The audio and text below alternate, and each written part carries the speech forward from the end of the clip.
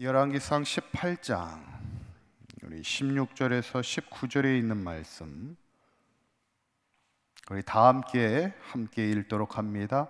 오바댜가 가서 아합을 만나 그에게 말하매 아합이 엘리야를 만나러 가다가 엘리야를 볼 때에 아합이 그에게 이르되 이스라엘을 괴롭게 하는 자여 너냐? 그가 대답하되 내가 이스라엘을 괴롭게 한 것이 아니라 당신과 당신의 아버지의 집이 괴롭게 하였음. 이는 여호와의 명령을 버리고 당신이 바알들을 따랐음이라. 그런즉 사람을 보내 온 이스라엘과 이세벨의 상에서 먹는 바알의 선지자 450명과 아사르의 선지자 400명을 갈멜산으로 모아 내게로 나아오게 하소서. 아멘. 할렐루야. 우리 지난 시간에 아합 왕궁의 왕국 맡은 자 오바댜를 우리가 함께 보았습니다. 왕국 맡은 자였다는 건 그만큼 높은 직책에 있었고 또 그는 특별히 하나님을 경외하는 자였는데 그가 이세벨이 하나님의 선지자를 죽일 때 그가 생명을 걸고 100명의 선지자를 숨기고 떡과 물을 먹게 했다는 것이죠. 어쩌면 우리가 우리의 삶의 자리에서도 우리의 지위를 통해서도 우리가 어려움 가운데 있는 하나님의 사람들을 돕고 또 특별히 이 땅의 많은 사람들을 도울 수 있는 그런 사명이 있음을 늘 기억하시고 우리가 우리의 삶의 위치에서 어떻게 하나님께 영광이 되고 하나님의 일을 할 수 있을까를 늘 기도하며 우리가 생명을 살리는 그 귀한 일에 귀하게 쓰임받는 저와 여러분들의 삶이 되시기를 간절히 축원합니다.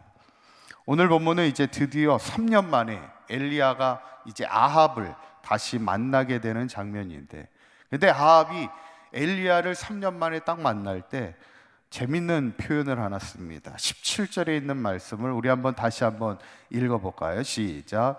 엘리야를 볼 때 아합이 그에게 이르되 이스라엘을 괴롭게 하는 자여 너냐? 이렇게 얘기해요. 이스라엘을 어떻게 하고 있다고요?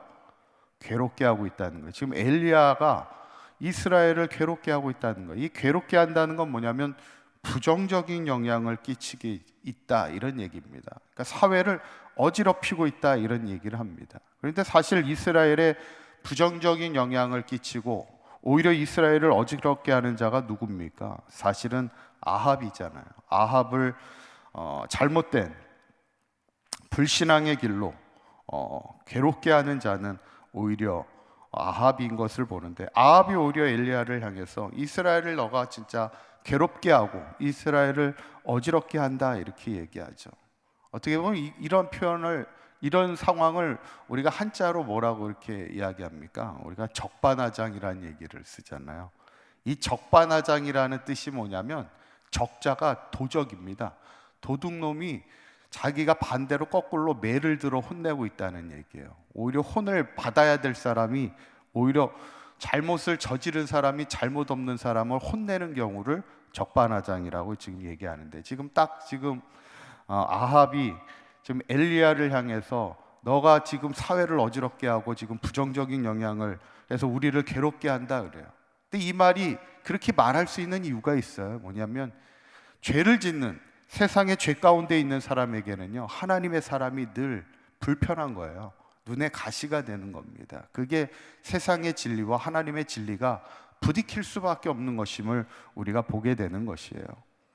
그때 엘리야가 뭐라고 대답해요? 18절에 그가 대답하되 내가 이스라엘을 괴롭게 한 것이 아니라 당신이, 또 당신의 아버지의 집이 괴롭게 하였다. 왜냐하면 너희들이 지금 하나님의 명령을 버리고 바알을 섬기면서 오히려 바른 길로 이끌어야 될 지도자가 그렇지 못하고 있으니 나라가 어지럽고 나라가 지금 괴로워지는 것이 당신 때문이 아니냐, 이렇게 이야기하죠. 그러면서 엘리야가 한 가지 제안을 합니다. 워낙 우리에게 유명한 그 사건이죠. 19절에 있는 말씀 한번 읽어볼까요? 시작.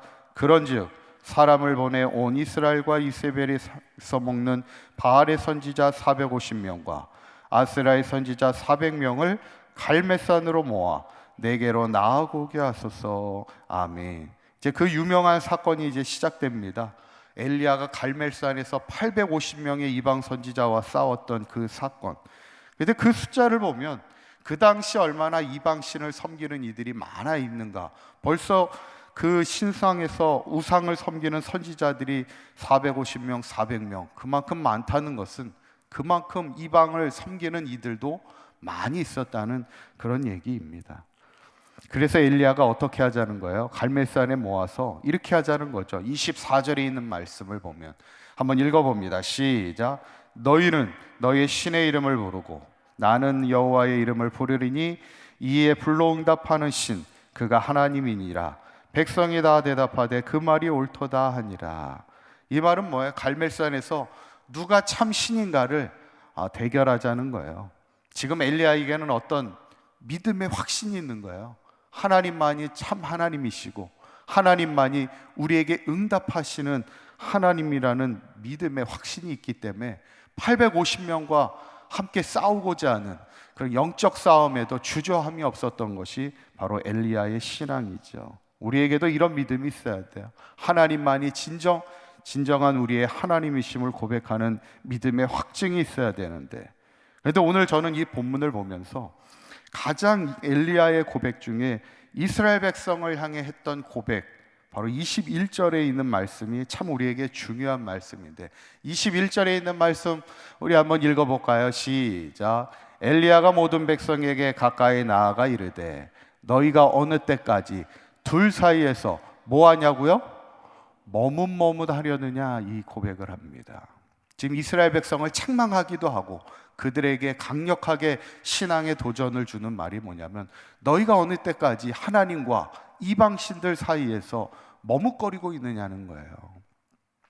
하나님과 세상과의 사이에서 여전히 하나님을 섬기는 것도 아니고 세상을 섬기는 것도 아니고 머뭇거리는 인생을 살아가고 있음을 이야기하죠. 이 말은 하나님과 세상 사이에서 머뭇거리는 삶이 되지 말라는 거예요. 한번 따라해 보실까요? 하나님과 세상 사이에서 머뭇거리는 삶이 되지 말라. 오늘 엘리야가 이스라엘 백성을 향해 우리의 신앙이 하나님과 세상 사이에서, 우상 사이에서 머뭇거리는 신앙이 되지 말라는 거예요. 제가 예전에도 한번 이런 신앙을 가지고 발목신앙이라는 표현을 한번 한 적이 있어요. 발목신앙. 그러니까 이게 교회의 신앙생활을 하면서 발목에만 딱 발만 살짝 담그는 걸 얘기합니다. 그러니까 깊이 있게 하나님을 섬기지 못하고 발만 살짝 담근다는 게 뭐예요? 언제든지 발을 뺄 수 있다는 겁니다. 하나님을 섬기되 우리가 신앙으로 살아가되 발목만 살짝 담그는 신앙, 세상과 늘 겸하여서 머뭇거리는 신앙을 말하고 있죠. 그러다 보면 결국 뭐예요? 우리의 신앙에 깊이가 없게 되는 거예요. 그러면 언제든지 흔들리고 넘어질 수밖에 없는 게 발목신앙입니다. 어쩌면 하나님의 은혜의 깊이도 발목밖에 차지 않으니까 하나님의 은혜도 발목밖에는 차지 않는 거예요. 우리가 전심을 다해 하나님을 향한 신앙으로 살아갈 때 하나님께서도 우리에게 충만한 은혜를 부어주시게 되는 거죠. 저는 결국 오늘 우리가 이 본문을 보면서 우리의 삶을 괴롭게 하는 것은 하나님의 진리가 아니라 세상이라는 것을 우리가 기억한다면, 중요한 것은 우리가 하나님과 세상 사이에서 머뭇거리는 신앙의 삶이 되지 말아야 된다는 거예요. 전심으로 하나님을 섬기는 삶이 되면 반드시 하나님이 우리에게 불로응답하시는 진정한 하나님이심을 믿고 그 믿음이 우리의 삶 가운데 고백되어지고 간증되어져서 날마다 믿음 안에 승리하는 삶을 살아가는 저와 여러분들의 신앙이 되시기를 주님의 이름으로 간절히 축원합니다. 기도하겠습니다. 고맙고 감사하신 하나님, 오늘 아합은 엘리야를 통해 이스라엘을 괴롭게 하는 자라 말하지만 우리의 삶을 괴롭게 하는 것은 불신앙의 삶이요 하나님을 떠난 인생임을 기억하게 하시고 우리의 신앙이 하나님과 세상 사이에 머뭇거리는 삶이 되지 않게 하시고 항상 전심을 다하여 하나님을 섬기는 믿음으로 살아갈 때 하나님 앞에 늘 응답받으며 하나님의 은혜를 체험하며 살아가는 복된 삶이 되게 하여 주시옵소서. 오늘 하루도 주님과 동행하는 하루가 되게 하시고 오늘 하루도 주님 안에 승리하는 복된 하루가 되게 하여 주시옵소서. 우리 주 예수 그리스도의 이름으로 기도하옵나이다. 아멘.